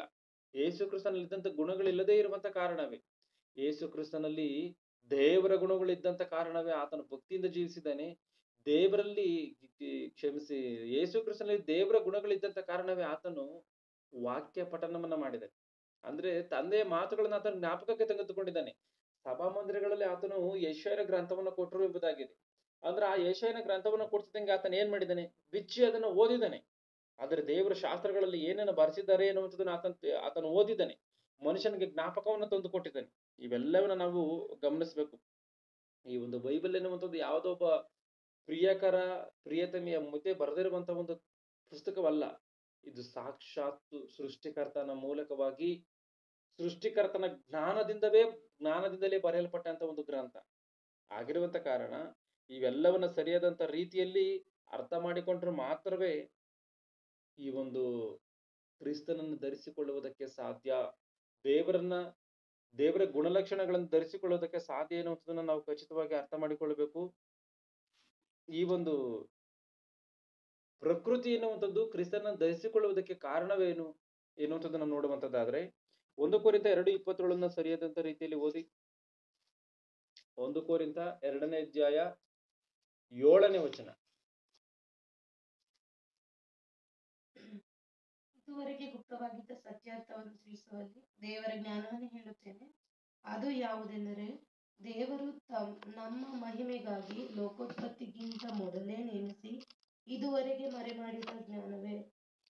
ಸಾಕು. ಇದುವರೆಗೆ ಗುಪ್ತವಾಗಿದ್ದ ಸತ್ಯಾರ್ಥವನ್ನು ತಿಳಿಸುವಲ್ಲಿ ಅಂದ್ರೆ ಆತನು ಪೌಲನಲ್ಲಿ ಮಹಾಜ್ಞಾನವನ್ನು ಆತನು ಹೇಳ್ತಾ ಇದ್ದಾನೆ. ಇದುವರೆಗೆ ಗುಪ್ತವಾಗಿದ್ದಂತ ಒಂದು ಸತ್ಯಾರ್ಥವನ್ನ ತಿಳಿಸ್ತಾ ಇದ್ದೀನಿ ನಾನು. ಅಂದ್ರೆ ಅಂತವರೆಗೂ ಪ್ರಚಾರ ಮಾಡಿರ್ಲಿಲ್ಲ ಅಂತ ನೋಡಿದ್ರೆ ಇಲ್ಲ. ಯೇಸು ಕ್ರಿಸ್ತನು ಬಂದಿದ್ದಾನೆ, ಸೇವೆಯನ್ನ ಮಾಡಿದ್ದಾನೆ, ಆತನು ಎಲ್ಲಾ ಉದಿವಂತ ಕೆಲಸವನ್ನ ಆತನು ಮುಗಿಸಿ ಆತನು ಹೋಗಿದ್ದಾನೆ ಅಲ್ಲೇನೆ. ಆ ಹೋಗಿದ್ಮೇಲೆ ಆತನು ಏನ್ ಹೇಳ್ತಾ ಇದ್ದಾನೆ ಅಂತಂದ್ರೆ, ಇದುವರೆಗೆ ಗುಪ್ತವಾಗಿದ್ದ ಸತ್ಯಾರ್ಥವನ್ನು ತಿಳಿಸುವಲ್ಲಿ ದೇವರ ಜ್ಞಾನವನ್ನೇ ಹೇಳುತ್ತೇವೆ. ಅದು ಯಾವುದಂದರೆ, ದೇವರು ನಮ್ಮ ಮಹಿಮೆಗಾಗಿ ಲೋಕೋತ್ಪತ್ತಿಗಿಂತ ಮೊದಲೇ ನೇಮಿಸಿ ಇದುವರೆಗೆ ಮರೆಮಾಡಿದ ಜ್ಞಾನವೇ. ಅಂದ್ರೆ ಯೇಸು ಕ್ರಿಸ್ತನನ್ನ ದೇವರು ಭೂಲೋಕಕ್ಕೆ ಹೋಗ್ಬೇಕು ಎನ್ನುವಂತ ತೀರ್ಮಾನವನ್ನ ಲೋಕ ಉತ್ಪತ್ತಿಗಿಂತ ಮೊದಲೇ ದೇವರು ನೇಮಕ ಮಾಡಿದ್ನಂತೆ. ಈ ಲೋಕ ಉತ್ಪತ್ತಿಗಿಂತ ಮೊದಲೇ ನೇಮಕ ಮಾಡಿದ್ದಾನೆ ಎನ್ನುವಂತ ಒಂದು ಸಂಗತಿ ಅಲ್ಲಿಯವರೆಗೆ ಗೊತ್ತಿಲ್ಲ.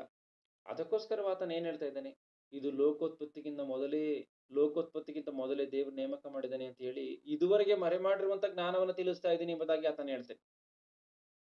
ಇದುವರೆಗೆ ಮರೆ ಮಾಡಿರುವಂತ ಜ್ಞಾನ ಇದನ್ನ ಅರ್ಥ ಮಾಡಿಕೊಳ್ಳಿ. ಅದೇನು ಅಂತಂದ್ರೆ, ಯೇಸು ಕ್ರಿಸ್ತನನ್ನ ದೇವರು ಲೋಕೋತ್ಪತ್ತಿಗಿಂತ ಮೊದಲೇ ನೇಮಕ ಮಾಡಿದ್ದಾರೆ. ಅದು ನಮ್ಮ ಮಹಿಮೆಗೋಸ್ಕರ ಮಾತ್ರವೇ ನೇಮಕ ಮಾಡಿದ್ದಾನೆ. ಈ ಒಂದು ಜ್ಞಾನ ಜಗದುತ್ಪತ್ತಿಗೆ ಮೊದಲೇ, ಸೃಷ್ಟಿ ಪ್ರಾರಂಭವಾಗದ ಮೊದಲೇ ಇದೆ ಎನ್ನುವಂಥದ್ದನ್ನ ಆತನು ತಿಳಿಸ್ತಾ ಇದ್ದಾನೆ. ಅಂದ್ರೆ ಆಲೋಚನೆ ಮಾಡಿ ನೋಡಿ, ಯೇಸು ಕ್ರಿಸ್ತನು ದೇವರ ಗುಣಲಕ್ಷಣಗಳನ್ನು ಹೊಂದಿಕೊಂಡಂತವನಾಗಿ ಈ ಒಂದು 2000 ವರ್ಷಗಳ ಕೆಳಗೆ ಮಾತ್ರವೇ ಆತನ ಈ ಭೂಲೋಕದಲ್ಲಿ ಇದ್ದಾಗ ಮಾತ್ರ ದೇವರ ಗುಣಲಕ್ಷಣಗಳಿತ್ತ ಅಂತ ನೋಡುವಾಗ ಇಲ್ಲ.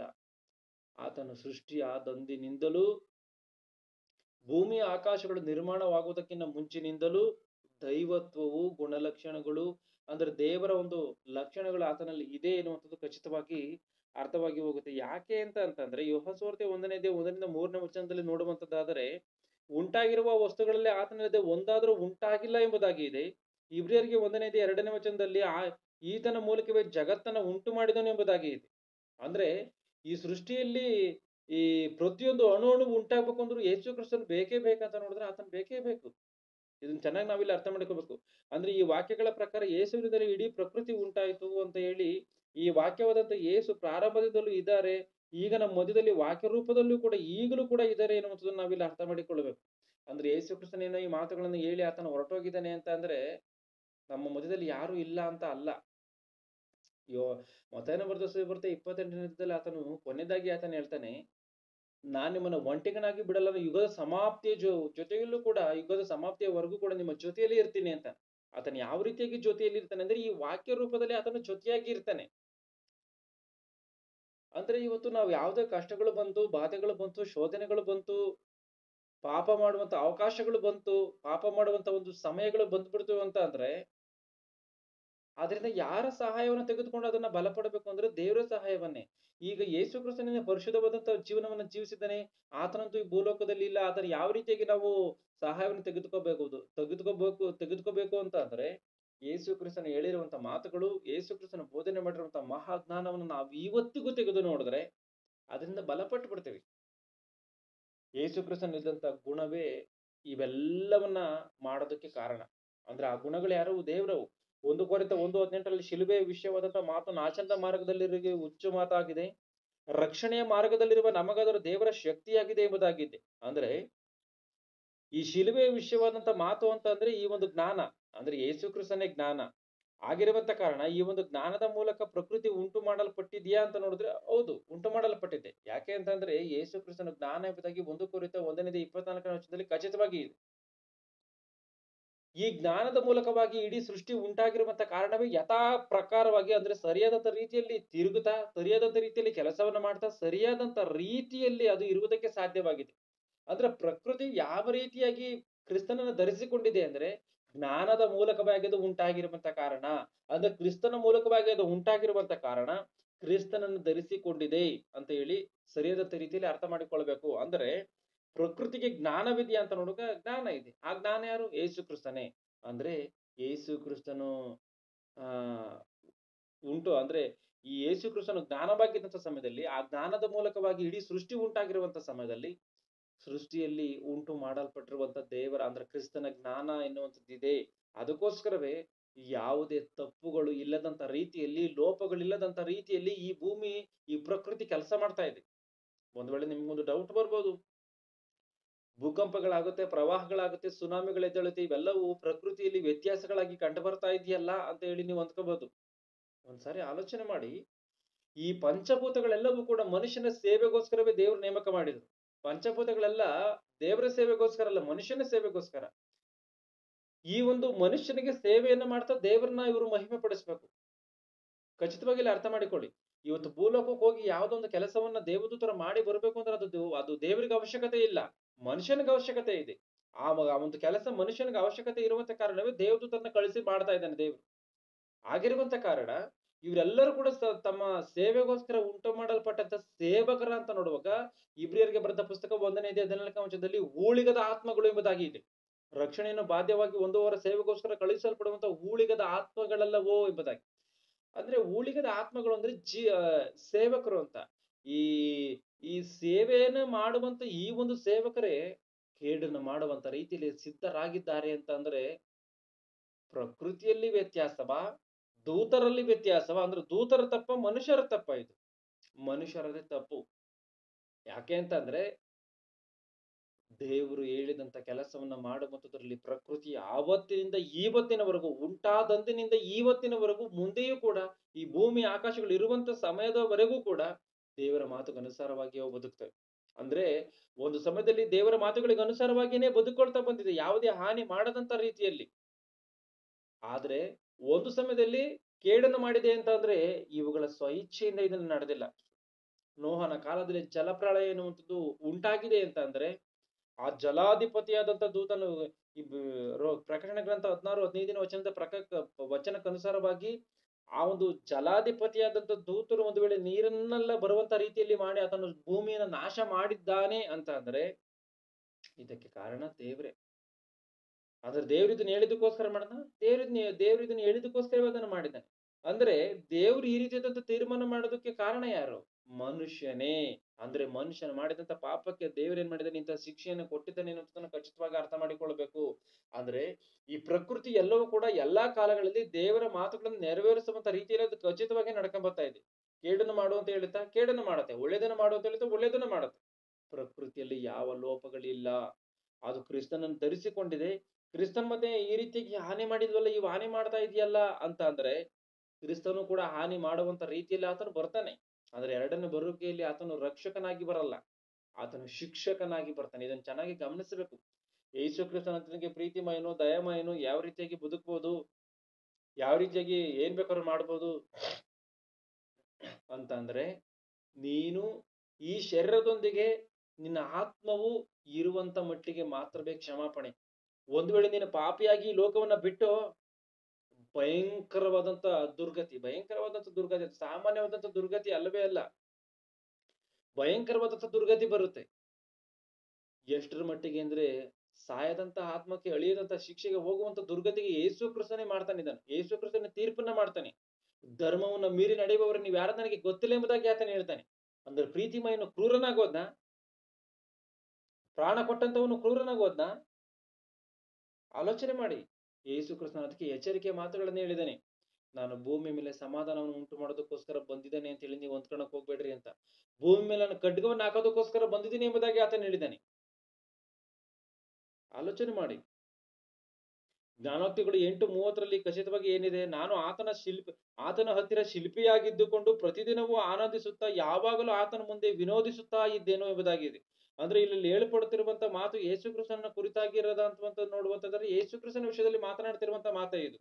ಆದಿಯಲ್ಲಿ ತಂದೆಯ ಬಳಿ ಇದ್ದಾಗ ಆತನು ಎಷ್ಟೊಂದು ಸಂತೋಷವಾಗಿ ಇದ್ದುಕೊಂಡು ವಾಕ್ಯದ ಮೂಲಕವಾಗಿ ಆತನು ನಮ್ಮ ಬಳಿಯಲ್ಲಿ ಇವತ್ತು ಇದ್ದುಕೊಂಡು, ಅಂದ್ರೆ ಜಗತ್ತು ಉಂಟಾಗಲಾರದ ಮೊದಲೇ ಶಿಲ್ಪಿಯಾಗಿದ್ದುಕೊಂಡು, ದೇವರ ಬಳಿಯಲ್ಲಿ ಶಿಲ್ಪಿಯಾಗಿದ್ದುಕೊಂಡು ಈ ಸೃಷ್ಟಿಯನ್ನ ಸೃಷ್ಟಿಸುತ್ತಾ, ಅನಂತರ ಕಾಲದಲ್ಲಿ 2000 ವರ್ಷಗಳ ಕೆಳಗೆ ಆತನು ಶರೀರದಲ್ಲಿ ಇದ್ದುಕೊಂಡು ದೇವರ ಜ್ಞಾನವನ್ನ ತಿಳಿಸುತ್ತಾ, ಇವತ್ತಿನ ಸಮಯದಲ್ಲಿ ಆತನ ವಾಕ್ಯ ರೂಪದಲ್ಲಿ ಇದ್ದುಕೊಂಡು ನಮಗೆ ಉಪದೇಶವನ್ನು ಮಾಡುತ್ತಾ, ಇಡೀ ಪ್ರಪಂಚದ ಒಂದು ಮಾನವಳಿಗೆ ಯಾವ ರೀತಿಯಾದಂತ ಒಂದು ಉಪಕಾರವನ್ನು ಯೇಸು ಕ್ರಿಸ್ತನು ಮಾಡ್ತಾ ಇದ್ದಾನೋ ಅನ್ನುವಂಥದ್ದನ್ನು ಆಲೋಚನೆ ಮಾಡಿ.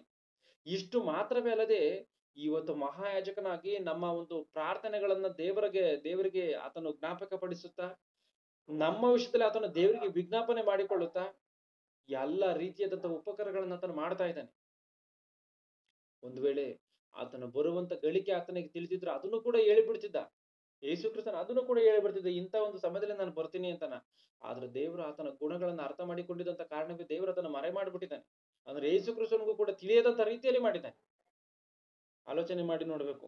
ಅಂದ್ರೆ ಜ್ಞಾನೋಕ್ತಿಗಳು 8:22 ಯೆಹೋವನು ತನ್ನ ಸೃಷ್ಟಿಕ್ರಮದಲ್ಲಿ ಮೊದಲು ನನ್ನನ್ನು ನಿರ್ಮಿಸಿದನು, ಆತನ ಪುರಾತನ ಕಾರ್ಯಗಳಲ್ಲಿ ನಾನೇ ಪ್ರಥಮ ಎಂಬುದಾಗಿ ಇದೆ. ಅಂದ್ರೆ ಯೇಸು ಕ್ರಿಸ್ತನು ಮೊದಲಿನಿಂದಲೂ ಇದ್ದಾನೆ. ಪರಲೋಕದಲ್ಲಿ ಹುಟ್ಟಿದ ಆತನು ಈ ಭೂಲೋಕಕ್ಕೆ ಬಂದು, ಇಬ್ರಿಯರಿಗೆ ಬರೆದ ಪುಸ್ತಕ 10:5 ವಚನದಲ್ಲಿ ಬರೆಯಲ್ಪಟ್ಟಂತ ರೀತಿಯಲ್ಲಿ ಯೇಸು ಕ್ರಿಸ್ತನು ಭೂಲೋಕದೊಳಗೆ ಬರುವಾಗ ಎಂಬುದಾಗಿ ಇದೆ. ಅಂದ್ರೆ ಈ ಭೂಮಿ ಮೇಲೆ ಆತನು ಬಂದು ಆ ಯೇಸು ಕ್ರಿಸ್ತನು ಜ್ಞಾನವಾಗಿ ದೈವತ್ವವನ್ನು ಆತನು ತಿಳಿಸಿದ್ದಾನೆ. ಇದೆಲ್ಲವನ್ನ ನಾವು ಸ್ಪಷ್ಟವಾಗಿ ಇಲ್ಲಿ ಅರ್ಥ ಮಾಡಿಕೊಳ್ಬೇಕು.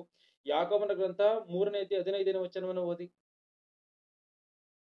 ಯಾಕೋಬನ ಗ್ರಂಥ 3:15 ವಚನವನ್ನು.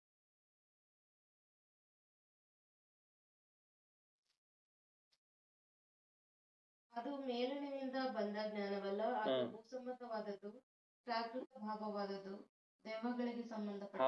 ಮನುಷ್ಯನು ತನ್ನ ಬದುಕಿನಲ್ಲಿ 60-70 ವರ್ಷಗಳು ಕಲಿತುಕೊಂಡಂತ ಒಂದು ಜ್ಞಾನ ದೆವ್ವಗಳ ಜ್ಞಾನ. ಈ ಲೋಕದಲ್ಲಿ ಲೋಕಕ್ಕೆ ಅನುಸಾರವಾಗಿ ಬೋಧನೆ ಮಾಡುವಂತ ಜ್ಞಾನಗಳೇನಿದೀವಿ ಎಲ್ಲವೂ ಕೂಡ ದೆವ್ವಗಳ ಜ್ಞಾನವೇ ಹೊರತು ದೇವರ ಜ್ಞಾನವೂ ಇದಲ್ಲ. ಯಾಕಂದ್ರೆ ದೇವರ ಜ್ಞಾನವೇ ಬೇರೆ, ದೆವ್ವಗಳ ಜ್ಞಾನವೇ ಬೇರೆ. ಈ ಒಂದು ದೆವ್ವಗಳ ಜ್ಞಾನದಿಂದ ತುಂಬಿ ಹೋಗಿ ಇಂದು ನಾನು ದೈವ ಸಂಬಂಧಿ ಅಂತ ಹೇಳಿ ಹೇಳ್ಕೊಳ್ತಾ ದೇವರಿಗೆ ಅಪಕೀರ್ತಿಯನ್ನ ತರುವಂತ ಜನರು ಬಹಳ ಜನ ಇದ್ದಾರೆ. ಯಾಕಂದ್ರೆ ಯೇಸು ಕ್ರಿಸ್ತನೇ ಬಹಳ ಮಾತುಗಳನ್ನ ಆತನ ಹೇಳಿದ್ದಾನೆ. ಆತನ ಏನ್ ಹೇಳಿದ್ದಾನೆ ಅಂತಂದ್ರೆ, ಬೋಧನೆ ಕೇಳುವಂತ ವಿಷಯದಲ್ಲಿ ಎಚ್ಚರಿಕೆಯಾಗಿರ್ರಿ. ಪತ್ರಿಕೆಗಳಲ್ಲೂ ಕೂಡ ಭಯಂಕರ ರೀತಿಯಲ್ಲಿ ಕಾಣುವಂತ ಕ್ರೂರವಾದ ತೋಳಗಳು ಬಂದಿದೆ ಎಂಬುದಾಗಿ ಆತನ ಹೇಳ್ತಾನೆ. ಯೇಸು ಕ್ರಿಸ್ತನು ಏನ್ ಹೇಳ್ತಾನೆ, ನೀವು ಸರ್ಪದಂತೆ ಜಾಣರು, ಪಾರಿವಾಳದಂತೆ ನಿಷ್ಕಪಟಿಗಳು ಆಗಿರಿ. ತೋಳಗಳ ನಡುವೆ ಕುರಿಗಳನ್ನ ಕಳಿಸಿಕೊಟ್ಟಂತ ರೀತಿಯಲ್ಲಿ ನಾನು ಕಳಿಸಿಕೊಡ್ತಾ ಇದ್ದೀನಿ ಈ ಲೋಕದೊಳಗೆ ಅಂತಾನೆ. ಅಂದ್ರೆ ತೋಳಗಳಂತ ಏನಕ್ಕೆ ಹೇಳ್ತಾ ಇದ್ದಾನೆ? ತೋಳಗಳು ಅಂದ್ರೆ ಕರುಣೆ ಇಲ್ಲದಂತವರು, ಯಾವುದೇ ದೈವತ್ವವು ಇಲ್ಲದಂತವರು, ಕ್ರಿಸ್ತನನ್ನ ಧರಿಸಿಕೊಳ್ಳದೇ ಇರುವಂತವರು, ಇವರೆಲ್ಲರೂ ಕೂಡ ಕ್ರೂರಿಗಳು. ತೋಳಗಳಿಗೆ ಹೋಲಿಸಿ ಮಾತನಾಡ್ತಾನೆ ಅಂತಂದ್ರೆ ತೋಳಗಳಿದೆ ಅಂತ ಅಲ್ಲ ಇದ್ರ ಅರ್ಥ. ತೋಳದ ಗುಣವುಳ್ಳವರು, ಕ್ರೂರ ಗುಣವುಳ್ಳುವಂತ ಮನುಷ್ಯರಿದ್ದಾರೆ ಅಂತ, ಸೈತಾನನ ಗುಣಗಳುಳ್ಳುವಂತ ಮನುಷ್ಯರಿದ್ದಾರೆ ಅಂತ. ಇಂಥ ಒಂದು ಮನುಷ್ಯರ ಮಧ್ಯದಲ್ಲಿ ಕುರಿಗಳ ರೀತಿಯಲ್ಲಿರುವಂತ ನಿಮ್ಮನ್ನ ಕಳಿಸ್ತಾ ಇದ್ದೇನೆ. ಅಂದ್ರೆ ಕುರಿಯನ್ನು ಯಾರಿಗೆ ಹೋಲಿಸಿ ಮಾತನಾಡ್ತಿದ್ದಾರೆ? ಯೇಸು ಕ್ರಿಸ್ತನಿಗೆ ಹೋಲಿಸಿ. ಕುರಿಯನ್ನ ಯೇಸು ಕ್ರಿಸ್ತನಿಗೆ ಹೋಲಿಸಿ, ತೋಳಗಳನ್ನ ಕ್ರೂರ ಜನರಿಗೆ ಹೋಲಿಸಿ ಮಾತನಾಡುತ್ತಾ ಆತನು ಈ ಮಾತುಗಳನ್ನು ಹೇಳಿ ಈ ಲೋಕಕ್ಕೆ ಕಳಿಸ್ತಾ ಇದ್ದಾನೆ ಎನ್ನುವಂಥದ್ದು ಖಚಿತವಾಗಿ ಅರ್ಥವಾಗಿ ಹೋಗುತ್ತೆ.